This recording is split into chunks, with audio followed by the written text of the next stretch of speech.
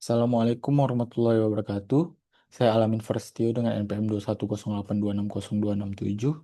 Baiklah, di sini saya akan mempresentasikan hasil dari presentasi saya pada blog Neuroscience and Locomotor. Di sini saya akan mempresentasikan tentang muscle contraction. Yang pertama ada definisi otot. Otot adalah jaringan tubuh yang memiliki kemampuan berkontraksi, relaksasi, dan elastisitas sehingga memungkinkan terjadinya gerakan tubuh, mempertahankan postur, dan menghasilkan panas. Lalu jenis-jenis otot, yang pertama ada otot rangka, skeletal muscle, eh, melekat pada tulang, dikendalikan sadar atau volunteer, lalu serabutnya bergaris melintang atau lurik, lalu kontraksi cepat dan kuat, contohnya otot bicep, tricep.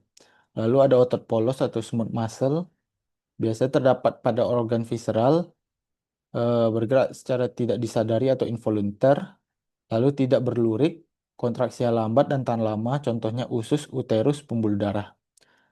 Lalu ada otot jantung atau cardiac muscle, hanya di jantung, bergerak involunteer, berlurik, bercabang, lalu memiliki diskus intercalaris, kontraksi ritmik dan otomatis. Mekanisme kontraksi otot, yaitu sliding filament theory. Kontraksi otot terjadi melalui pergeseran filamen aktin dan miosin di dalam sarkomer.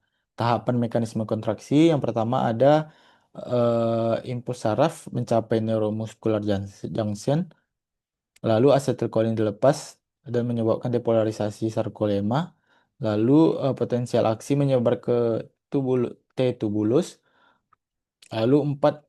lalu retikulum sarkoplasma melepas Ca2+, lalu Ca2+ ini berikatan dengan troponin dan tropomiosinnya bergeser ke sisi aktif aktin yang menyebabkan sisi aktif aktin terbuka, kepala miosin berikatan dengan aktin, lalu terjadi cross bridge, lalu ATP dihidrolisis menyebabkan power stroke dan terjadi kontraksi.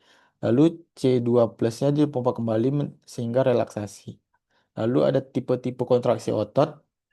Yang pertama ada kontraksi isometrik, panjang otot tetap, tegangan meningkat, contohnya menahan beban tanpa bergerak. Lalu ada kontraksi isotonik, konsentrik,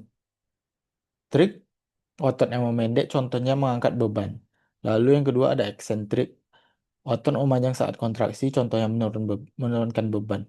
Lalu ada kontraksi isokinetik, kecepatan gerak konstan menggunakan alat khusus atau rehabilitasi.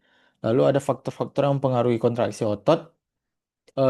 Yang pertama ada faktor fisiologisnya, yaitu konsentrasi Ca2 plusnya, lalu ada ketersediaan ATP, lalu panjang awal otot atau length tension relationship, lalu ada suhu otot, kelelahan otot, lalu ada yang kedua ada faktor saraf, yaitu frekuensi impuls saraf, jumlah unit motorik yang direkrut, lalu ada faktor biokimia, yaitu pH, aksidosis menurunkan kontraksi, lalu ada kadar elektrolit, yaitu K+, Na+, Ca2+.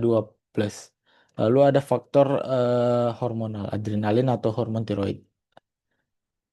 Mungkin kesimpulannya, otot terdiri dari rangka polos dan jantung. Kontraksi terjadi melalui pergeseran aktin dan miosin. Lalu ATP dan Ca2+ berperan penting, lalu ada gangguan faktor kontraksi menyebabkan kelemahan otot.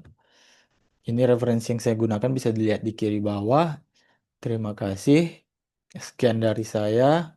Maaf jika ada salah-salah. Terima kasih. Assalamualaikum warahmatullahi wabarakatuh.